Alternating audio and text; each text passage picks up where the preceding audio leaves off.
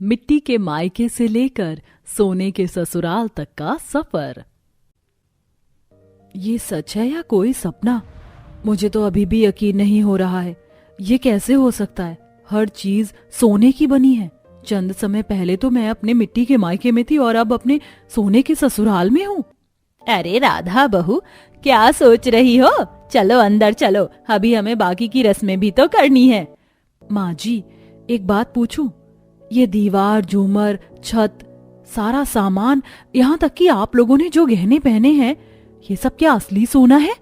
ये मेरा ससुराल क्या पूरा का पूरा असली सोने का बना हुआ है? हाँ भाभी, ये असली सोना है, वो भी 24 कैरेट। पल भर में किसी इंसान की किस्मत भला कैसे बदल सकती है, ये मैंने आज जाना। कहाँ मिट्टी के मायके में रहने वाली मुझ गरीब लड़की का ये सोने का ससुराल होगा, ये तो कोई सपने में भी नहीं सोच सकता। आखिरकार कैसे मिट्टी के मायके में रहने वाली गरीब राधा इस सोने के ससुराल की बहू बनी? आइए दोस्तों, आज हम राधा की इस कहानी के माध्यम से मिट्टी के मायके से सोने के ससुराल के इस सफर को जानते हैं। सुबह से 4 बार झाड़ू लगा चुकी हूँ, लेकिन ये मिट्टी तो गिरने से रुक ही नहीं रही है। बार बार पैर में लगती रहती है। खाना बनाओ तो छत से मिट्टी झड़कर खाने में गिर जाती है। इस मिट्टी के घर से तो अच्छा घास फूस की झोपड़ी होती है। दीदी, क्या हुआ? तुम रो क्यों रहे हो? और ये तुम्हारा हाथ लाल कैसे हो गया? कहीं गिरे थे क्या? वो मैं थोड़ी देर के लिए सो गया था तो हाथ में बहुत दर्द हो रहा है। लगता है मिट्टी की जमीन पर सोने की वजह से तुम्हारे हाथ में सूजन आ गई है। कितनी बार कहा है तुम्हें कि चादर बिछा लिया करो, लेकिन नहीं, तुम्हें तो सुननी ही नहीं है। राधा अपनी माता पिता और 11 साल के भाई के साथ एक मिट्टी के घर में रहती थी। छत, दीवारें, यहाँ तक कि बिस्तर भी मिट्टी का ही बना हुआ था। हर रोज की तरह राधा अपने मिट्टी के बिस्तर पर सो रही होती है कि तभी अचानक से बिस्तर टूटता है और राधा नीचे गिरती है, जिससे उसकी कमर में काफी दर्द होता है। हाय मेरी कमर। दोपहर में ही तो इस मिट्टी के बिस्तर को तैयार किया था, हफ्ते भर में 4 बार टूट चुका है ये। मिट्टी के घर की वजह से कभी इनके खाने में छत से मिट्टी गिरती तो कभी हाथ पैरों पर ढेर सारी मिट्टी चिपक जाती, तो कभी कभी तो इस मिट्टी के घर में छोटे मोटे कीड़े घुस आते जो किसी न किसी को काटते रहते हैं। ये क्या माँ, लगता है आपको किसी बड़े कीड़े ने काट लिया है। मैं हल्दी लगाकर नारियल का तेल लगा देती हूँ, इससे कोई बीमारी नहीं होगी। सारा परिवार उस मिट्टी के घर में रहकर काफी परेशान था, लेकिन कम कमाई और गरीबी के चक्कर में कोई भी अपनी किस्मत नहीं बदल पा रहा था। जहां कमलेश जूते बनाने की फैक्ट्री में मजदूरी का काम करता था, वहीं राधा भी अस्पताल में साफ सफाई का काम करती है। हर रोज की तरह राधा काम खत्म कर घर लौट रही होती है कि तभी रास्ते में पड़ने वाली नदी के पास से राधा को किसी के चिल्लाने की आवाज आती है। बचाओ, कोई मुझे बचाओ, बचाओ, मैं डूब रहा हूँ, बचाओ। ये आवाज कहाँ से आ रही है? राधा जैसे ही नदी के पास जाती है तो देखती है कि एक लड़का नदी में डूब रहा है। बचाओ, मुझे बचाओ, मुझे तैरना नहीं आता, मैं डूब जाऊंगा, कोई मेरी मदद करो। हे भगवान, ये लड़का डूब ना जाए, नदी का पानी तो बहुत गहरा है। राधा जल्दी से नदी में जाती है और उस लड़के को बचाकर बाहर ले आती है। ठीक है, आप इस नदी में डूबे कैसे? बहुत बहुत शुक्रिया, मुझे तो लगा कि आज मैं डूब कर मर ही जाऊंगा। वो दरअसल मैं इस नदी के पास खड़े होकर फोटो ले रहा था कि तभी शायद गीली मिट्टी में पैर रखने की वजह से मेरा पैर फिसल गया और मैं पानी में डूब गया। अगर आप नहीं होती तो मैं तो भगवान को प्यारा हो जाता। आपने मेरी जान बचाई, इसके लिए आपकी क्या मदद कर सकता हूँ? आपको कितने पैसे चाहिए? मैंने आपकी जान बचाई है, आप सही सलामत हैं, ये मेरे लिए काफी है। मुझे आपके कोई पैसे नहीं चाहिए, अब मैं चलती हूँ। इतना कहकर राधा वहां से चली जाती है। दरअसल इस लड़के का नाम अनुराग था और यह काफी ही ज्यादा अमीर था। अनुराग का घर भी पूरा सोने का बना हुआ था। अनुराग को राधा और उसकी बातें पहली नजर में भी भा जाती हैं, जिसके बाद अब अनुराग आए दिन छुपकर राधा का पीछा करता है और आज अपने माता पिता और बहन को राधा के बारे में बता देता है। अगर वो लड़की इतनी अच्छी है तो हमें इस रिश्ते से कोई ऐतराज नहीं है, क्यों सावित्री जी? हाँ, क्यों नहीं, हम इसी रविवार उनके घर पर रिश्ता लेकर चलते हैं। अनुराग बेसब्री से रविवार का इंतजार करता है और अपने पूरे परिवार के साथ राधा के घर जा पहुंचता है। अनुराग को देख राधा काफी हैरान होती है कि तभी अनुराग की माँ सारी बात राधा के माता पिता के सामने रखती है। हम क्या कहें, मिट्टी के घर में रहने वाली मेरी बेटी आपके आलीशान घर की बहू बनेगी, इससे बड़ी बात हमारे लिए क्या हो सकती है। लेकिन बहन जी, आप तो देख रही हैं कि हम किस तरह अपनी जिंदगी जी रहे हैं। हमारी इतनी हैसियत नहीं है कि हम आपको दान दहेज दे सके या धूमधाम से शादी कर सके। आप इन सब की फिक्र बिल्कुल मत करिए, सब कुछ हम करेंगे, आप बस दोनों बच्चों को आशीर्वाद दे दीजिए। शोभा राधा को शगुन का सामान देकर चुनरी उड़ा देती है और सिर्फ कुछ दिनों में राधा और अनुराग की धूमधाम से शादी होती है और आखिरकार राधा अपने मिट्टी के मायके से विदा होकर अपने सोने के ससुराल में आती है। अपने सोने के ससुराल को देख राधा काफी ज्यादा हैरान थी, जिसे देख राधा के मन में कई सारे सवाल पैदा होने लगे थे। मुझे तो अभी भी अपनी आंखों पर यकीन नहीं हो रहा है, सब सपने की तरह लग रहा है। ये सपना नहीं, अब आप सच में इस सोने के घर की बहू हो, ये पूरा घर आपका है। सभी नई नवेली बहू का बड़े प्यार से स्वागत करते हैं। राधा अपने सोने के ससुराल को इधर उधर घूम कर देख रही होती है। राधा जैसे ही अपने कमरे में जाती है तो वो भी पूरा सोने का बना हुआ था। ऐसे ही शादी का दिन गुजरता है। राधा की सास और नंद हाथों में सोने से जड़ी हुई साड़ी और ढेर सारे सोने के गहने लेकर राधा के कमरे में आती हैं। बहू, तुम्हारी ये साड़ी तो बहुत सुंदर है, लेकिन हम चाहते हैं कि आज तुम ये साड़ी और सारे गहने पहनो। माँ जी, ये सब बहुत सुंदर है, लेकिन मैं ये सोने की साड़ी और गहने कैसे पहनूं? मुझे इनकी आदत नहीं है। भाभी, आप क्यों परेशान हो रही हो? कुछ नहीं होगा, मैं हूं ना, मैं आपको अपने हाथों से तैयार करती हूँ। राधा उस सोने की साड़ी को पहनती है और अलीशा राधा को काफी अच्छे से तैयार करने चली जाती है। सभी डाइनिंग टेबल पर बैठे होते हैं और राधा के सामने बड़ा सा सोने का बना हुआ केक होता है। क्या ये केक भी सोने का बना हुआ है? हाँ बहू, ये केक सोने का बना हुआ है। दुबई के बहुत फेमस शेफ ने बनाया है इसे। बताओ, खाने की चीज भी सोने की है। ऐसा लग रहा है 200-300 साल पहले किसी राजा महाराजा के घर में आ गई हूँ। राधा अपने सोने के ससुराल में काफी ज्यादा खुश थी, लेकिन इसी के साथ राधा को हमेशा अपने मिट्टी के मायके में रहने वालों की फिक्र सताती थी। राधा की शादी को काफी समय हो गया था, इसलिए आज राधा के माता पिता और भाई उससे मिलने के लिए आते हैं। अपनी बेटी को सोने के महल में रहता देख सावित्री और कमलेश काफी ज्यादा खुश थे। ये बिस्तर कितना मुलायम है ना, मुझे तो इस पर खेलने में बहुत मजा आ रहा है। मैं तो अब दीदी के साथ ही रहूंगा, मैं नहीं जाऊंगा उस मिट्टी के घर में। चिराग बेटा, ये तेरी बहन का ससुराल है, हमारा घर नहीं। वो तो तेरी जिद थी कि तुझे दीदी से मिलना है, इसलिए हम यहाँ पर आए, वरना कहाँ हमारी हैसियत इस सोने के महल में आने की। सावित्री कमलेश चिराग को लेकर चले जाते हैं। राधा को बार बार अपनी माँ की कही हुई बात याद आ रही थी। सोने के महल में आने के बाद भी कितनी बदनसीब हूं मैं कि अपने माँ बाप और छोटे भाई के लिए कुछ भी नहीं कर पा रही। यहाँ मैं सोने के बर्तनों में खाना खाती हूँ, सोने के बिस्तर पर सोती हूँ और वहाँ मेरे माँ बाप और भाई घुट घुट कर जी रहे हैं। राधा अपने कमरे में बैठकर फूट फूट कर रो रही होती है और ऐसे ही कई दिन गुजर जाते हैं। मुझे माँ बाबा की बहुत याद आ रही है, क्या मैं उनसे मिलने जा सकती हूँ? हाँ, क्यों नहीं, इसमें भी कोई पूछने वाली बात है। चलो मैं तुमको ले चलता हूँ। अनुराग राधा दोनों गाड़ी में बैठते हैं। थोड़ी देर में अनुराग एक बड़े से घर के बाहर गाड़ी रोकता है, जिसे देख, आप मुझे कहाँ लेकर आए हैं? किसका घर है? अंदर तो चलो, अभी पता चलेगा। राधा जैसे ही अंदर जाती है तो देखती है कि सहूलियत से भरा उस आलिशान घर में कोई और नहीं बल्कि उसके माता पिता भाई हैं। बाबा, चिराग, आप लोग यहाँ? ये घर आपका है? हाँ बेटा, ये हमारा घर है और अब हम यहीं रहते हैं। दामाद जी ने ये घर हमारे लिए खरीदा है। हमने तो इन्हें कितना मना किया, लेकिन इन्होंने हमें अपनी कसम दे दी। क्योंकि मैं आपके बेटे जैसा हूँ, और अगर एक बेटा अपनी माँ बाप के लिए ये सब नहीं करेगा तो कौन करेगा? राधा, उस दिन जब तुम कमरे में रो रही थी तो मैंने तुम्हारी सारी बात सुन ली और तुम्हें बिना बताए तुम्हारे बाबा के लिए ये छोटा सा तोहफा ले लिया। अब तो तुम खुश हो ना? अनुराग, आप सच में बहुत अच्छे हैं। अपने सोने के ससुराल में रहकर भी मैं हमेशा बेचैन रहती थी। मेरे बिना कहे ही आपने मेरे माँ बाप के लिए इतना कुछ कर दिया। मैं बहुत किस्मत वाली हूँ कि जो मुझे आप मिले। राधा के माता पिता और भाई आराम से उस घर में रहते हैं। वहीं अनुराग राधा के पिता को एक छोटा सा कारोबार भी खोल कर दे देता है, जिससे अब उनकी आर्थिक स्थिति भी अच्छी बनी रहती है और राधा भी अब अपने सोने के ससुराल में बिना कोई परेशानी के हंसी खुशी रहती है। मेरी तो जिंदगी झंड हो गई, इतने चटोरे ससुराल की बहू बनकर। खून पी रखा इन सब ने। गुस्से में लाल पीली रेशमा रसोई में मटर छीलने में लगी पड़ी है। दोनों गैस पर बड़े बड़े कुकर में आलू उबाल रहे हैं। किचन के अंदर सब्जियों का इतना कचरा मचा है मानो कूड़ा दान हो। तभी सास मंजुलता ऑर्डर फरमाती है। अरे ओ रेशमा बहू, सुनती हो? एकदम दमदार आलू मटर की सब्जी बनाना और मिर्ची मसाला जरा तेज रखना। तभी सास के साथ साथ जेठानी और नंद भी चुटकी लेती हैं।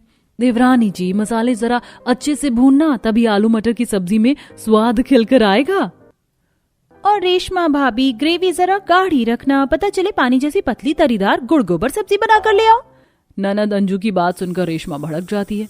इस अंजू की बच्ची ने सबसे ज्यादा मेरी नाक में दम किया हुआ है। ऑर्डर तो ऐसे झाड़ती है जैसे मेरी सास लग रही हो। ये भगवान, मैं तो इस खाई लाल खानदान में शादी करके पछता रही हूँ। मेरा बस चले तो मैं इस आलू मटर की बलि चढ़ा दूं। आखिरकार मित्तल परिवार की बहू रेशमा किस बात पर इतनी आग बबूला है और एक आलू मटर की सब्जी बनाने में उसे इतना मसला क्यों लग रहा है? तो चलिए देखते हैं। जहां सास मंजुलता हाथों में आरती की थाली लिए नई नवेली बहू रेशमा का स्वागत करवाती है। रेशमा बहू, दाएं पैर से कलश गिराकर गृह प्रवेश करो। जी माँ जी। रेशमा गृह प्रवेश करके अंदर आती है और ददिया सास, ससुर और सास के पैर छूती है। देखो तो चांद का टुकड़ा है मेरी छोटी बहू, कितने सुंदर नैन नक्श और दूध जैसा रंग है इसका। सास को रेशमा के रूप की बड़ाई करते देखकर जलकुकड़ी जेठानी भारती बीच में टपक जाती है। माँ जी, देवरानी जी के रूप रंग का अचार थोड़ी डालना है, रसोई में गुण काम आते हैं, गोरा रंग नहीं। तभी अंजू, पूजा दोनों नंद आपस में खुसुर पुसुर करने लगती हैं। तूने देखा पूजा, रेशमा भाभी को गोरा रंग देखकर भारती भाभी के गुर्दे लाल हो गए। अंजू, पूजा, तुम दोनों ज्यादा दांत मत फाड़ो, मैंने चुटकुला नहीं सुनाया। भारती भाभी, हम तो आपके पक्ष में बोल रही थी। रेशमा भाभी, आप कमर कस लो क्योंकि कल रसोई में आपका इम्तिहान होने वाला है। मतलब? मैं कुछ समझी नहीं। अरे पोता बहू, तेरी ननद मस्ती खोर है, जाके आराम कर ले, कल पहली रसोई भी और ठंड का मौसम है। अगले दिन ठंड में सुबह सुबह नहा धोकर रेशमा थर थर कांपते हुए रसोड़े में आती है। हे भगवान, आज तो दिल्ली में कुल्लू मनाली जितनी ठंड है। सुबह सुबह नहाकर मेरी तो कुल्फी जम रही है। तभी रेशमा का ध्यान किचन के कोने में बोरी भरकर रखे आलू मटर पर जाता है। हे भगवान, ये बावर्ची खाना है या सब्जी मंडी? बोरी भरकर आलू मटर कौन मंगवाता है? ज्यादा भड़क मतले रेशमा, हो सकता है शादी में रिश्तेदार आए होंगे तो सासू माँ ने स्टॉक में मंगवा कर रख लिया होगा। तभी सास मंजुलता रसोई में आती है। प्रणाम माँ जी, जल्दी से बता दीजिए पहली रसोई में क्या क्या बनाना है। वैसे मैं सोच रही थी ठंड का मौसम है तो सबके लिए आलू के पराठे, सरसों का साग, मक्के की रोटी और मिठाई में रसमलाई और रबड़ी बना लूं। अरे नहीं नहीं, इतनी वैरायटी बनाने की जरूरत नहीं है बहू। ऐसा कर, 8-10 किलो आलू उबाल ले और 5 किलो मटर छुड़ाकर दमदार सी आलू मटर की सब्जी बना ले। और हमारे यहाँ मिक्सर में मसाले नहीं पीसते तो सिलबट्टे का इस्तेमाल करना। खरे मसाले बरनी में रखे हैं। आलू मटर बनाने का ऑर्डर फरमाकर सास चली जाती है। इधर रेशमा ठंड में आलू छीलने लगती है। भगवान, ये क्या मुसीबत है? ये सारे के सारे आलू मिट्टी में सने हुए हैं। सारे मिट्टी मेरे प्यारे नाखून में घुस रही है। कितना महंगा नेल आर्ट कराया था। आलू छीलने, धोने और कुकर में उबालने के चढ़ाने में लगभग 1 घंटा बर्बाद हो जाता है। अब बारी मटर छीलने की थी। तौबा तौबा, इतने सारे मटर छीलने में तो नानी याद आ जाएगी। ऐसा करती हूँ, मटर नंद जेठानी जी से छीलने को बोल देती हूँ।